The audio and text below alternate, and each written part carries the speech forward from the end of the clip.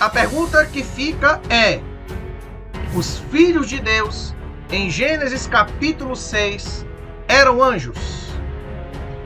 A gente sabe que aparece o texto bíblico, a gente sabe que o texto fala de filhos de Deus que coabitaram com as filhas dos homens e que do fruto dessas uniões nasceram gigantes. E aí, quem eram os filhos de Deus de Gênesis 6?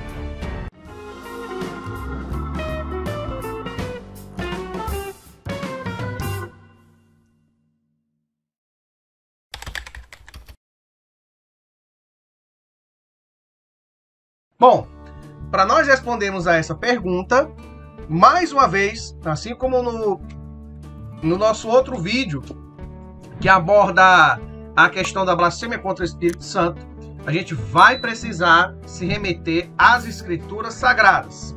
E aí, todo mundo já conhece, eu acredito que é bem conhecido para vocês, o texto de Gênesis capítulo 6. Então, a gente vai voltar aí um pouquinho para todo mundo acompanhar. Caso você não tenha a Bíblia, a gente vai colocar os textos aqui na tela. O texto de Gênesis 6, para a gente, coloca o seguinte: quando os homens começaram a multiplicar-se na terra e lhes nasceram filhas, os filhos de Deus viram que as filhas dos homens eram belas e escolheram para si aquelas que lhes agradavam. Então disse o Senhor: por causa da perversidade do homem, meu espírito não contenderá para sempre, ele só viverá 120 anos. Naqueles dias haviam gigantes na terra, e também posteriormente, quando os filhos de Deus possuíram as filhas dos homens, e elas lhes deram filhos. Eles foram heróis do passado, homens famosos. Pronto, vamos parar aqui, e a gente agora vai debater primeiramente sobre o texto em si e depois sobre as compreensões, interpretações, entendimentos que alguns ramos do cristianismo e do judaísmo e até do islã colocam acerca do que estamos vendo aqui. Bom, primeiro de tudo, nós vamos observar que o dilúvio ele é precedido de uma crise. A humanidade ali já estava há várias gerações, desde Adão. Nós estamos falando de uma humanidade antediluviana, de uma humanidade antes da catástrofe universal, que a gente chama de dilúvio. Então, essa sociedade, essa humanidade antediluviana, ela estava sendo colocada ali pelo escritor bíblico, no caso Moisés, que provavelmente pegou essa história, essa narrativa do dilúvio das tradições ancestrais do seu povo. Moisés, muito provavelmente, ele deve ter conversado com membros mais antigos das tribos de Israel, e eles tinham essas tradições orais transmitidas de pai para filho, e através dessas tradições orais ele redigiu o Gênesis. Por isso que ele escreveu muito sobre o Gênesis, mas na verdade ele não viveu no período do Gênesis, não é? A gente tem que lembrar aí que entre, por exemplo, Moisés e José do Egito, que é a última figura histórica de destaque da narrativa do Gênesis, temos pelo menos aí 400 anos. Mas, na verdade, Moisés ele tinha esse conhecimento das tradições orais. Tem gente que acredita também que Deus revelou diretamente a ele como iniciaram-se todas as coisas. Isso não é impossível de ter acontecido, obviamente. Porém, a hipótese mais plausível é que existiam tradições orais repassadas entre os israelitas sobre as origens do seu próprio povo, e Moisés as colocou na forma redigida, na forma escrita. Bom, então, essa é a primeira coisa. A segunda coisa é que a catástrofe, aliás, a crise que precedeu o dilúvio, ela tem a ver com duas linhagens que se misturaram, com duas linhagens que coabitaram. Olha, que coisa interessante quando a gente vai ver o versículo 1 do capítulo 6, ele diz que quando os homens começaram a multiplicar-se na terra, nasceram filhas. Então ele está falando que estava havendo a multiplicação de pessoas, estava crescendo, estava havendo um aumento demográfico, um aumento populacional no mundo.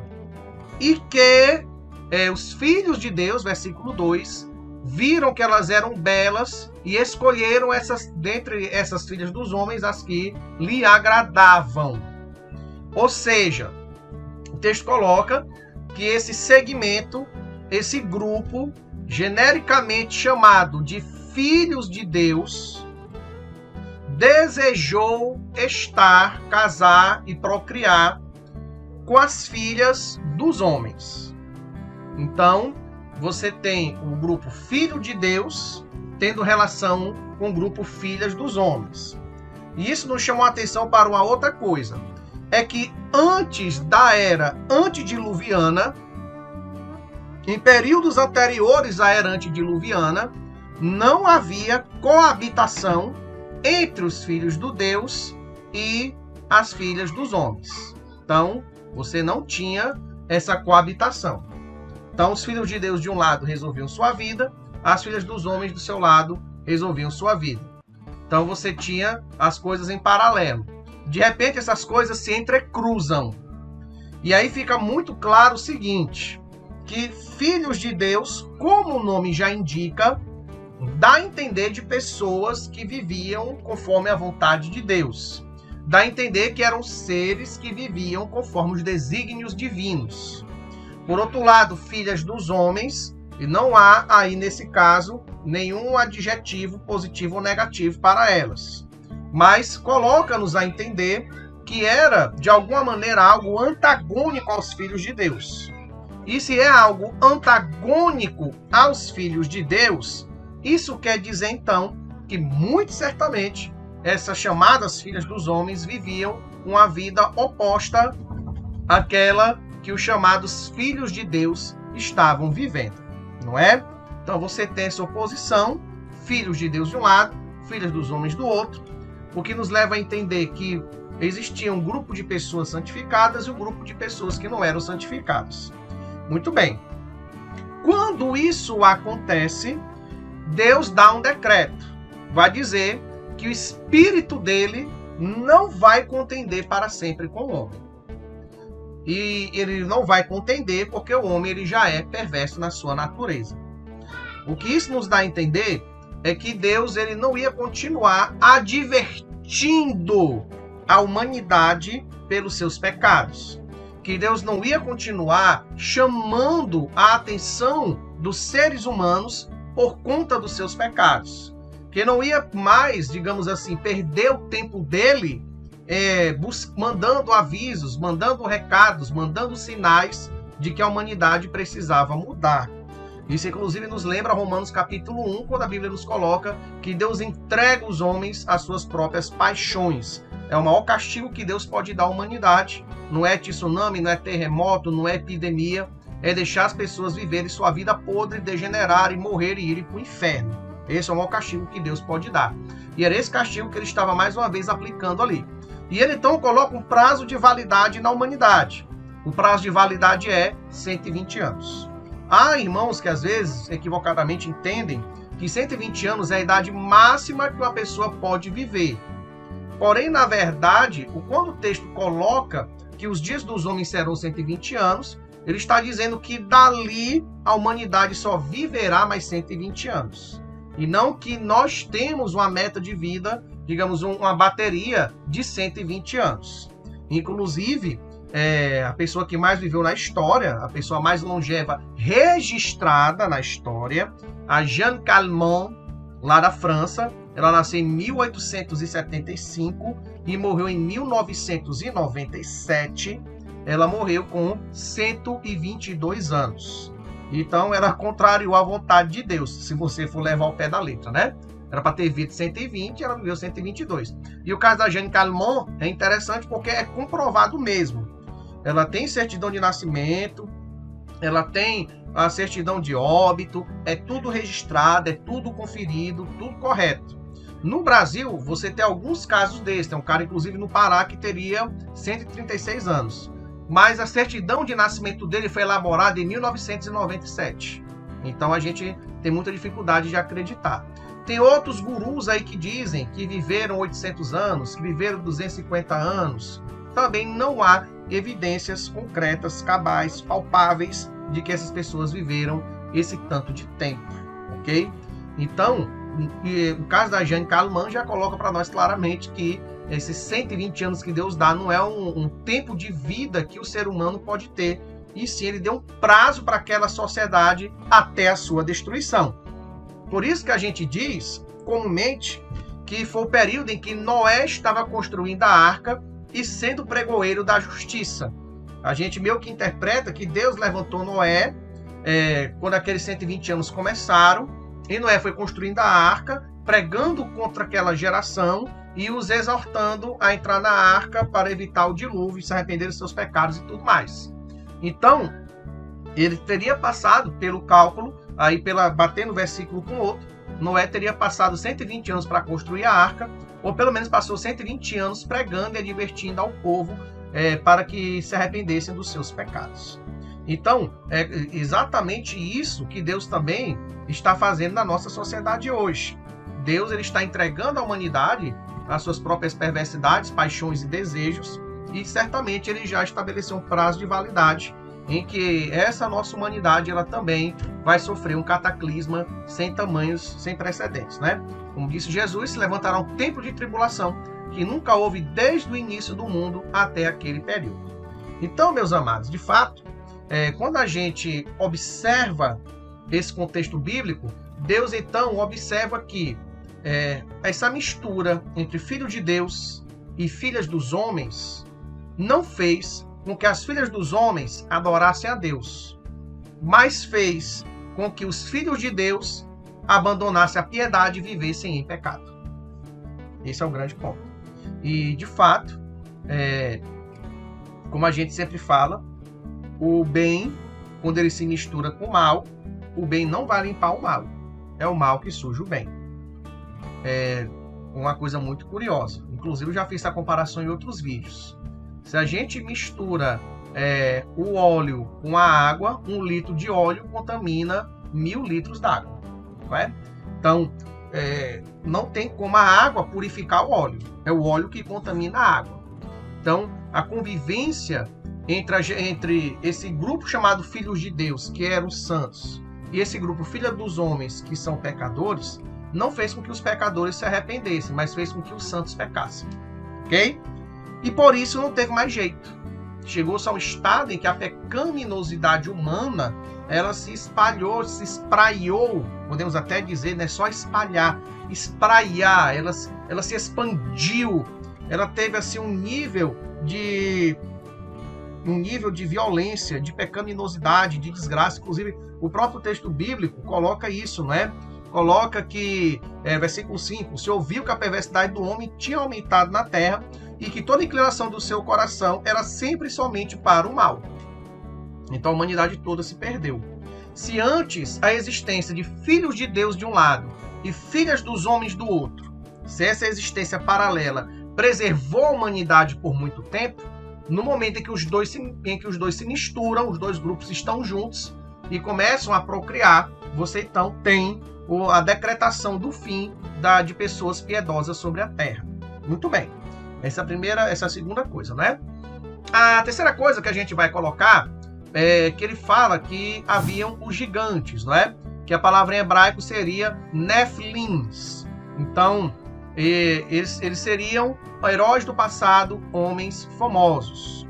Então, é muito interessante entender que o resultado para Deus foi a extinção da raça humana, porque não adiantava mais manter aquele povo vivo. Mas o resultado para aquela sociedade foi muito interessante. Surgiram os gigantes. Bom, esses gigantes são literais. Esses gigantes seriam gigantes no sentido de pessoas de destaque? Bom, pelo que nós observamos do contexto bíblico, as duas coisas se aplicam. As duas coisas se aplicam. Só que quando a gente fala gigante, a gente sempre tem muita a visão dos gigas lá da mitologia grega, que eram aqueles seres com dezenas de metros de altura, que pesavam toneladas, não é? Como, por exemplo, o Flans com X no final. Ele era um gigante com tamanho que chegava a 30 metros de altura. Ou como os hectânquilos da mitologia grega, que teriam 50 cabeças e 100 braços, e eram do tamanho de montanhas. Na verdade, quando o texto bíblico coloca gigantes, são simplesmente pessoas de grande estatura, não é? São pessoas de grande estatura. E é interessante que, mesmo após o dilúvio, não se sabe como, talvez através das noras de Noé, muito provavelmente através das noras de Noé, você vai ter a continuidade dessa descendência de gigantes, não é? Então a gente tem, por exemplo, a família de Golias, lá dentre os filisteus, e os filisteus eram descendentes dos cretenses. A história mais provável, mais plausível, é que com o crepúsculo da Era do Bronze, as grandes civilizações da Era do Bronze foram destruídas pelos povos aqueus, que tocaram o verdadeiro terror ali entre os anos 2000 e 1500 a.C. Então, um desses grupos teria fugido da atual ilha de Creta, e eles então migraram para o litoral sudoeste de Canaã, onde morava a tribo dos Aveus.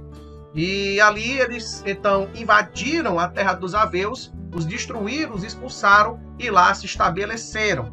Inclusive, eles são chamados, os filisteus, nas suas primeiras menções, eles são chamados de Caftorins, que viriam da ilha de Caftor, que a gente sabe pelo antigo aramaico e hebraico que Caftor era uma referência à antiga Creta. Então, dentre a linhagem desses homens, desses cretenses, ou descendentes de cretenses, que eram os filisteus, logo eles tinham sangue europeu, sangue indo-europeu, podemos até dizer assim. Eles tinham alguns grupos ainda descendentes de gigantes. E aí é como eu digo, como é que esses gigantes, eles passaram da era antediluviana para a era pós-diluviana? Provavelmente pelas noras do Noé, ok? Porque os filhos de Noé seguiam a linhagem que nós vamos chamar de filhos de Deus, inclusive eu vou explicar isso melhor mais adiante. E elas muito provavelmente deveriam ser filhas dos homens. Então, é bem interessante a gente observar isso, que esse gigante não é apenas de maneira simbólica, embora também fosse, o próprio texto bíblico coloca, que eram heróis do passado, eram homens valorosos, eram homens e mulheres de guerra, eram pessoas que tinham um grande destaque, grandes conquistadores, grandes generais, grandes guerreiros e guerreiras, não sei se existia também, talvez existisse. Então, esse pessoal era o sentido figurado. Mas a Bíblia nos coloca a entender pela figura de Golias e de outros gigantes que vão aparecer mais adiante no Antigo Testamento, que não era só Golias. Existia também o irmão de Golias, que também era gigante. Inclusive é mencionado lá no livro de 2 Samuel. Então, de fato, é nos dois sentidos. Porém, é como eu digo a vocês, quando a Bíblia chama gigante, não é no sentido dos gigas da mitologia grega. Era no sentido de ser pessoas de uma estatura muito elevada. Então, a gente tem um exemplo, como o próprio Davi, que a Bíblia nos menciona que ele tinha 6 côvados e 1 palmo. Numa conversão direta de 6 côvados e 1 palmo para centímetros modernos, ele teria 2 metros e 92 centímetros. Então, a gente sabe que uma das pessoas, as pessoas mais altas, pelo menos das últimas décadas registradas no mundo, as pessoas mais altas chegavam aí a 2,60, 2,65. Eu acho que até teve 1 ou 2 que chegaram perto de 2,70. Então, um pouco próximo aí da linhagem do Davi, ok? Davi tá repreendido. Da linhagem do Golias, ok? Talvez aí 1 palmo menor do que Golias. Tinha 6 côvados. Pronto, uma pessoa de 6 côvados, né? Não chega a 1 palmo, porque Golias ainda era, pela metragem, ainda era 20 centímetros mais alto. Isso levando-se em conta que o côvado era 45 centímetros. Porque o côvado, qual era o padrão do côvado? Enquanto o palmo era a distância do polegar, aqui ó, a distância do polegar para o dedo mínimo em linha reta, que dá aproximadamente 22,5 centímetros, o côvado era a distância do cotovelo para o antebraço. Deixa eu fazer assim. Pronto. Essa distância do cotovelo para o antebraço, eu não sei se era aberto ou espalmado, vamos dizer que seja fechado mesmo. Então, essa distância são 45 centímetros, aproximadamente. Porém, obviamente, que o côvado variava. Por exemplo, em Ezequiel, a gente sabe por evidências de escritores antigos que o côvado em Ezequiel não era 45 centímetros, e sim 54 centímetros. Mas, salvo o caso do livro de Ezequiel, o côvado, em média, era 45 centímetros. Então, isso coloca para nós que, de fato, Golias era muito alto e sua família era muito alta e que esses gigantes, de fato, eram gigantes na forma literal, mas não no sentido de tamanhos de montanhas, e sim porque eram indivíduos de estatura realmente extraordinária. E a gente ainda tem, vez por outra, isso no mundo moderno, na doença do gigantismo, não é? Que é uma glândula do cérebro, que ela tem um funcionamento desordenado, a glândula vira praticamente um tumor mesmo, e ela vai gerando continuamente o hormônio do crescimento, e vai gerando a série de problemas para os ossos, para as juntas, para os nervos. Era uma coisa assim bem complicada. E, inclusive, as pessoas que hoje sofrem desse gigantismo, elas têm uma vida muito sofrida. A gente tem um exemplo de um grande lutador de luta livre, de wrestling, o André the Giant, o André o Gigante, que inclusive era francês, o André o Gigante, que ele sofria muito. Ele tinha assim um sofrimento tremendo, mas ele tinha mais ou menos 2,30 m, 2,40 m, e pesava cerca de 195 quilos, e realmente o rapaz sofria muito. Ele tinha que tomar morfina, tinha que tomar outras drogas muito poderosas para poder segurar a dor que ele sentia. E ele viveu a vida toda dizendo que o maior sonho da vida dele era poder caber no banco de um avião, que o coitado sofria muito. E dizem que ele era muito simpático, né? O André o Gigante, ele era uma pessoa muito querida, um esportista muito amado lá pelo público nos Estados Unidos. Então isso nos mostra que existia ainda hoje existe, pessoas que têm essa altura extraordinária e que de fato não é nada fácil. Como também não era nada fácil na antiguidade, como também provavelmente não era fácil para Golias e para sua família. Não é nada bonito isso não, é um sofrimento que se tem. Bom, então, resumindo a ópera, a gente entende que existiam filhas de Deus, a gente entende que existiam filhos dos homens, a gente entende que os dois procriaram, e isso trouxe a degeneração total, e a gente entende que os descendentes deles eram chamados de gigantes, tanto no sentido literal, como também no sentido das suas conquistas. E agora entra outra coisa, que é a decretação de Deus sobre o fim de toda a humanidade, sobre o fim de todas as pessoas. Bom, quando a gente adentra então nesse entendimento, a nossa conclusão qual é? Nossa conclusão é que, de fato, quem seriam esses filhos de Deus? Bom, vamos para a primeira hipótese, que é aquela que todo mundo talvez aí fica se perguntando. Eram os anjos. Os anjos vieram e tiveram as mulheres humanas, e engravidaram as mulheres. E daí nasceram criaturas que eram mistos de anjos com humanos. E que por eles serem poderosos demais, por eles terem o poder dos anjos e a sagacidade dos humanos, Deus então achou melhor resetar, vamos usar a expressão aqui dos videogames, Deus decidiu resetar a humanidade, porque o poder dele já estava para além do que Deus tinha autorizado. Bom, essa hipótese é plausível? Não. Hermano, mas é porque em alguns textos bíblicos, como lá em Jó, capítulo 36, coloca-se que os filhos de Deus provavelmente seriam os anjos. Jó capítulo 1 também, os filhos de Deus se apresentaram perante Deus, provavelmente os anjos. Por que aqui não é anjos? Aí nós vamos começar a explicar para vossas excelências que estão assistindo. Não é por uma primeira razão, é que o texto da narrativa de Gênesis 6 em nenhum momento coloca que é anjo. Primeira coisa. Quando tem anjo na Bíblia, quando a Bíblia quer enfatizar que é anjo, a Bíblia coloca que é anjo. E o anjo do Senhor apareceu a Maria. E o anjo do Senhor apareceu a Manoá. E o anjo do Senhor apareceu a Davi. E o anjo do Senhor apareceu a Abraão. Então, na Bíblia, quando é anjo sendo anjo, A Bíblia diz que é anjo, não é? Bom, essa é a primeira coisa, então, para a gente desfazer essa ideia de que esses filhos de Deus são anjos. Na Bíblia, anjo é anjo e gente é gente. Alguns textos, como eu estou dizendo mais uma vez, como este de Jó capítulo 1, capítulo 2, pode dar a entender que eram anjos, mas nem sempre a aplicação fica. Por exemplo, a palavra alma pode significar a vida mortal e alma pode significar a essência imortal, depende do contexto. Então, quando Moisés, lá no Pentateuco, diz alma que pecar, essa morrerá, ele está falando da vida humana. A vida que pecar, essa vai morrer.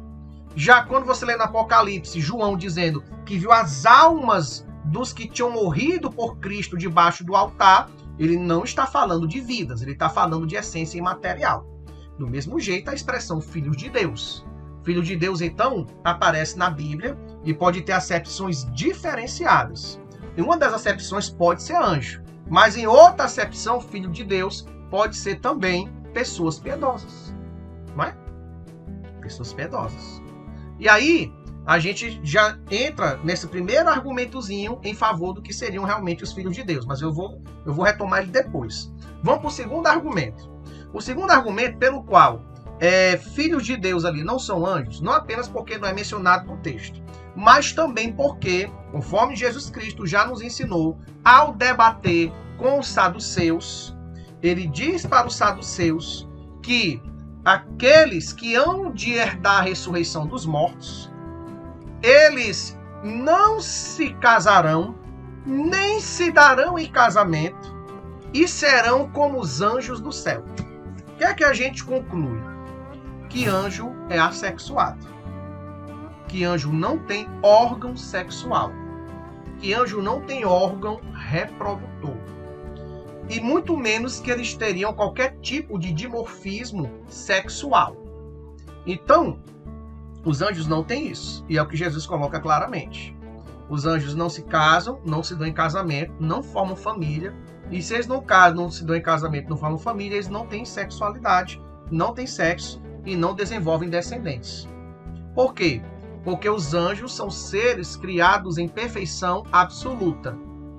E os humanos, eles foram criados como seres que vão se reproduzir e se desenvolver. Anjo não se desenvolve, o anjo ele já vem pronto. Eles foram criados pelo sopro da boca de Deus e ali vieram a existir. E fim de conversa. Então, eles foram criados instantaneamente, de forma pronta e plena. Então, eles não têm o ciclo que a vida tem. Então, eles não nascem, eles não crescem, eles não reproduzem, eles não envelhecem e eles não morrem. Então, não teria muita lógica ter um ser que se reproduz, mas que não nasce, não cresce, não envelhece, não morre. Isso não tem lógica nenhuma.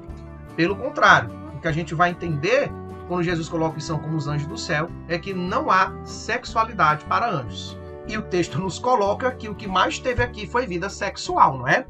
Porque diz que eles escolheram para si aquelas que lhes agradaram e que, de fato, quando os filhos de Deus possuíram as filhas dos homens, versículo 4 do capítulo 6, elas lhe deram os nefilins, não é? Então, eles passaram a ser esses descendentes, esses gigantes, que, de fato, a gente já mencionou outrora.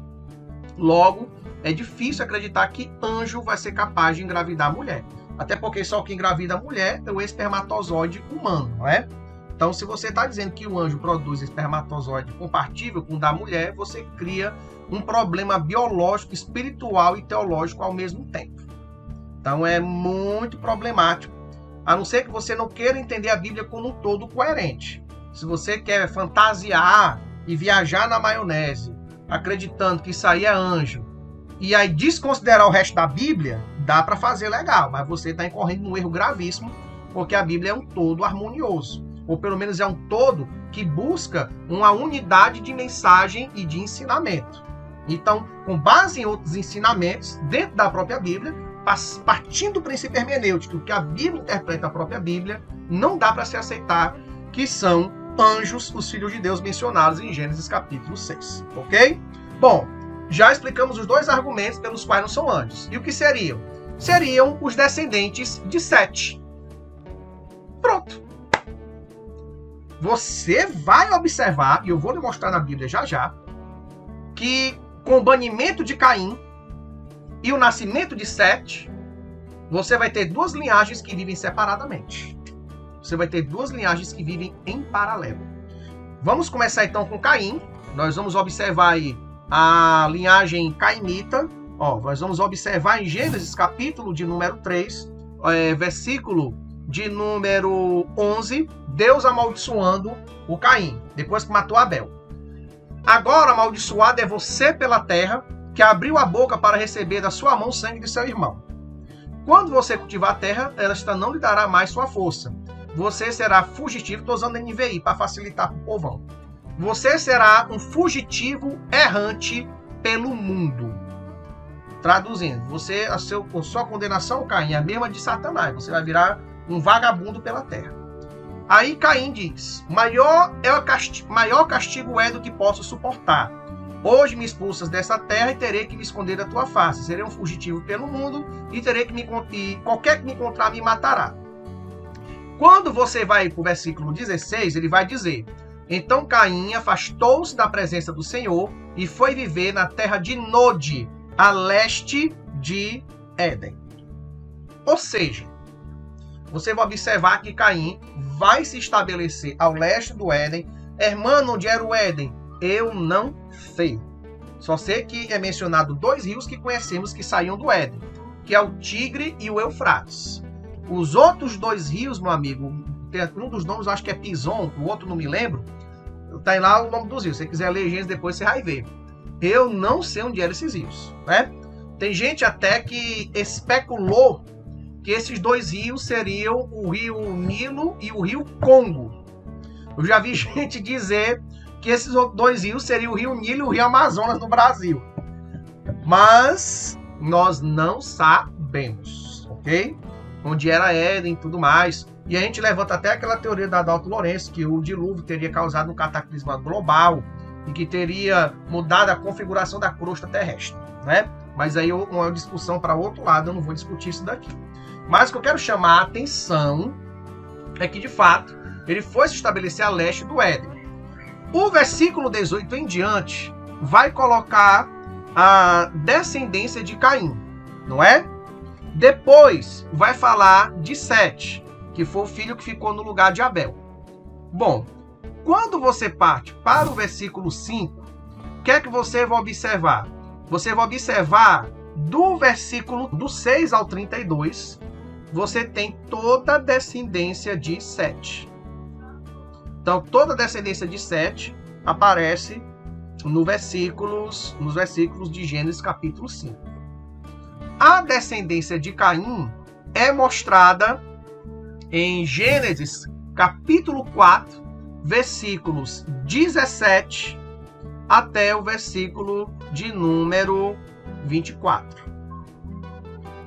O que é que fica claro para a gente aqui? Pelo menos para mim fica claro. Se você não concorda, é questão pessoal sua. A descendência de Caim viveu de um lado, e é mencionada de um lado. A descendência de Sete é toda mencionada de maneira separada. Em nenhum momento, nem em Gênesis aqui capítulo 5, e nem, nem no Gênesis capítulo 4, estamos vendo, nem no Gênesis capítulo 5, é mostrado o entrecruzamento dessas duas linhagens. Em nenhum momento fala que um descendente de Caim casou-se com algum descendente de Sete. Na genealogia de Caim isso não aparece.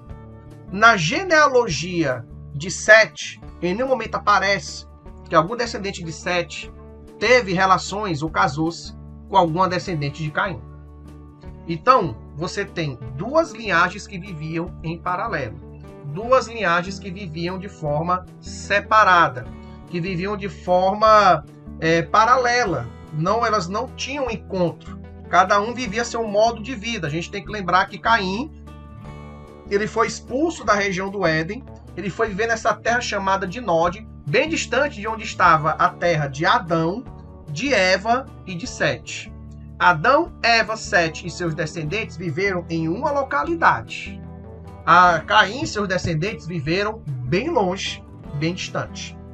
Então, Esse é o primeiro argumento que nos coloca de forma muito clara aqui no Antigo Testamento, nos capítulos anteriores, que você tem essas figuras que são os descendentes de Sete e que a gente pode considerar do Gênesis 6 como sendo os filhos de Deus. Porque, inclusive, você vai ver no mesmo Gênesis aí, no capítulo de número... ainda no capítulo de número 4, versículo 26, e que Sete teve um filho, a quem deu o nome de Enos, ou seja, um neto de Adão, neto de Eva, e o texto diz que nessa época começou-se a invocar o nome do Senhor. Você tem Enoque, que é profeta, você tem o próprio Noé, que é profeta, você tem o Enoque que viveu uma vida tão íntima com Deus, que ele sequer morreu, Deus para si o tomou, segundo coloca aqui para nós. Justamente lá no livro do Gênesis, capítulo 6, ou capítulo 5, está aqui, não é? Gênesis 5, 22, 23, 24, depois que gerou Matusalém, Enoque andou com Deus 300 anos e gerou outros filhos e filhas.